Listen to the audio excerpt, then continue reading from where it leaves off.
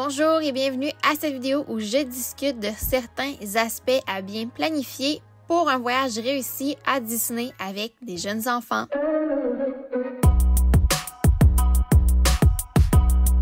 Alors pour débuter, je veux parler des lits pour bébés disponibles dans les hôtels de Disney.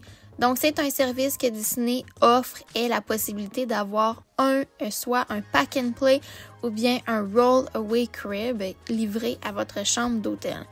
Par contre, ceux-ci sont sous une base de premier arrivé, premier servi. Alors, si vous voulez vous assurer d'avoir le lit pour bébé à votre chambre d'hôtel, c'est bien d'ajouter une note à votre réservation. Par exemple, demander à votre conseiller voyage d'ajouter une note à votre dossier qu'il doit y avoir un lit pour bébé à votre chambre et il sera livré en temps et lieu. Ou bien vraiment vous assurer lors du check-in que c'est mentionné. Par contre, je vous conseille vraiment que ce soit fait d'avance pour que l'hôtel soit déjà au courant et puisse planifier en conséquence. C'est assez rare qu'un hôtel ne vous livrera pas de lit pour bébé puisqu'il n'y en a plus, mais lorsqu'on se prend d'avance, c'est toujours mieux. Il sera des fois déjà dans la chambre à votre arrivée à l'hôtel. Ensuite, petite discussion sur les poussettes. Alors, les poussettes, c'est assez spécial à Disney World. Il y a des règlements pour les grosseurs et il y a certaines poussettes qu'on n'a pas le droit d'avoir, par exemple des chariots, des trucs comme ça. Alors, Disney a vraiment des grandeurs à respecter pour les poussettes. En largeur, on ne peut pas dépasser 79 cm et en longueur, 132 cm. Et tout ce qui est chariot poussette, c'est vraiment interdit. Là, ça doit être une poussette régulière. On ne peut pas tirer un chariot ou quoi que ce soit. Il y a également d'autres règlements, mais prenez part de tout ça sur le site web officiel de Disney World. Ensuite, quelques trucs pour votre poussette. Donc, c'est pas vraiment des idées à moi, puisque moi, je n'ai pas d'enfant actuellement. Donc, j'y vais avec la connaissance générale de qu'est-ce que les gens font à Disney, que je trouve quand même bien. La première chose à faire, c'est vraiment de se faire un name tag si on a notre propre poussette. Si on loue des poussettes avec Disney, il y aura le nom de notre famille décrit dessus, donc on peut l'identifier de cette manière. Si on prend la nôtre, bien, je vous conseille vraiment d'avoir un name tag sur votre poussette pour vraiment l'identifier, puisqu'il y a tellement de poussettes à Disney qu'on veut s'assurer qu'on prend la bonne et on ne se mélange pas avec d'autres visiteurs. Également, soyez certain que votre name tag est waterproof, puisque à Disney, il pleut presque à tous les jours, la plupart des mois de l'année.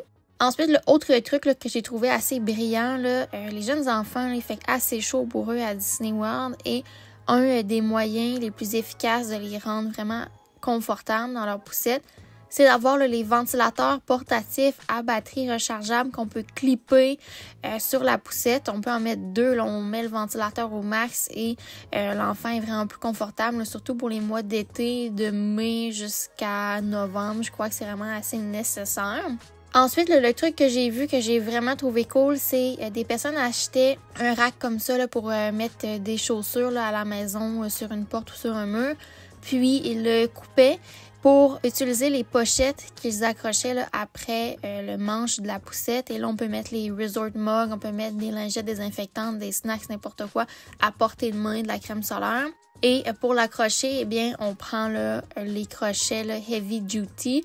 Et aussi, ça va vous prendre vraiment un cover de poussette en cas de pluie.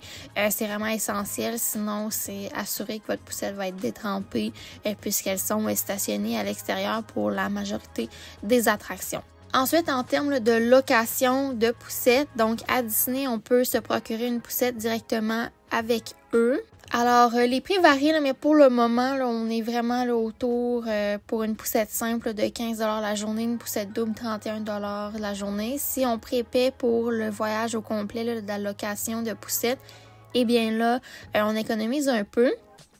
L'avantage d'utiliser les poussettes de Disney, oui, ça peut être plus dispendieux, mais vous les récupérez à l'entrée du parc et vous les laissez là. Donc, si vous prenez les autobus à Disney, vous devez plier vos poussettes. Vous ne pouvez pas laisser les poussettes et laisser l'enfant dormir. Donc, à chaque fois, il faut plier la poussette, retirer notre sac, les étapes à faire. Donc, si c'est quelque chose que vous ne voulez pas avoir à gérer, louer une poussette à Disney Vous arrivez au parc, vous prenez la poussette, vous terminez votre journée, vous la laissez là. Et après ça, pour les autobus, ben c'est très simple. On porte le sac à dos ou le sac à couche, puis on embarque aisément dans l'autobus. Donc, autre truc que je veux discuter, là, c'est les centres de soins pour bébés. Donc, à Disney World, là, on a dans chaque parc un centre de soins pour bébés.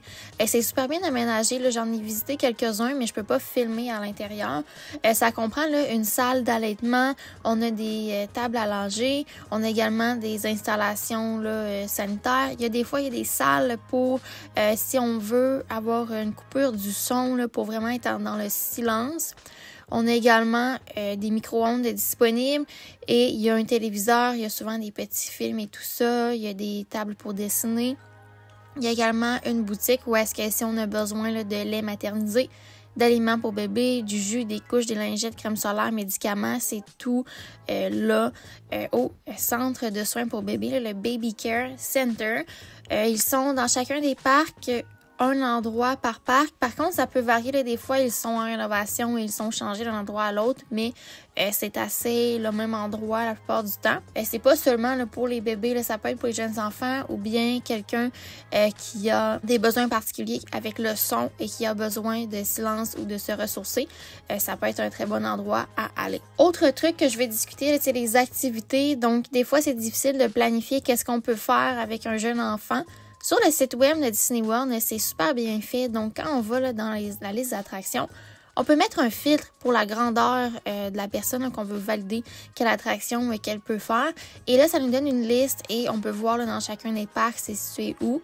On peut se créer à notre tour une liste par parc sur notre téléphone ou quoi que ce soit. Donc, on sait d'avance qu'est-ce qu'on peut faire.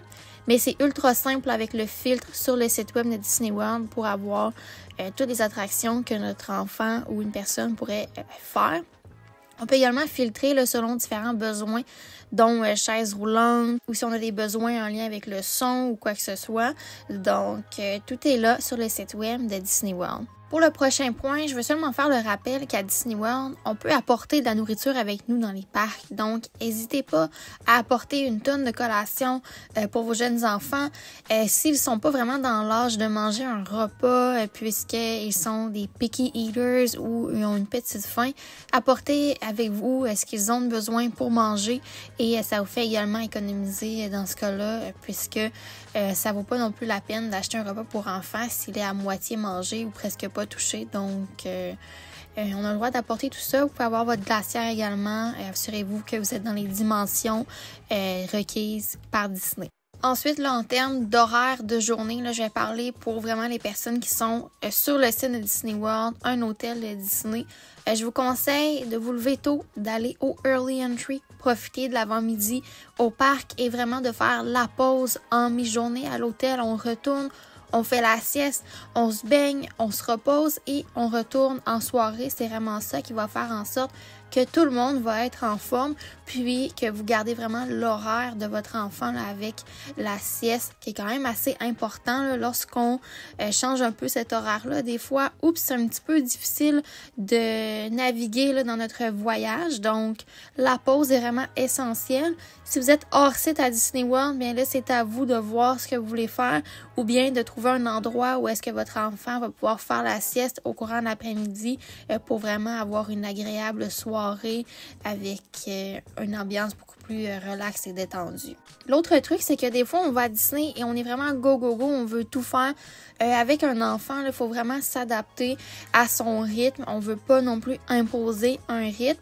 Alors, je vous conseille d'avoir des journées de repos. Donc, la règle d'or, là, selon moi, c'est vraiment si on fait 2 journées de parc, on veut une journée de repos. Et si on a des jeunes enfants, là, vous pouvez faire une journée de parc, une journée de repos, une journée de parc, une journée de repos. Donc, allez-y pas pour faire des parcs à tous les jours. Ça va être très difficile. Et avec la chaleur, surtout en été, là, ça fait que tout le monde ne se supporte plus et on devient un peu plus cranky rapidement. Alors, c'est tout pour cette capsule sur certains éléments à bien planifier avec des jeunes enfants à Disney World. Ce fut un plaisir pour moi et je vous invite à laisser une mention j'aime si ce type de vidéo vous est utile, à également vous abonner puisque cela m'aide grandement et à partager mon contenu afin d'aider d'autres personnes à planifier leur voyage à Disney World.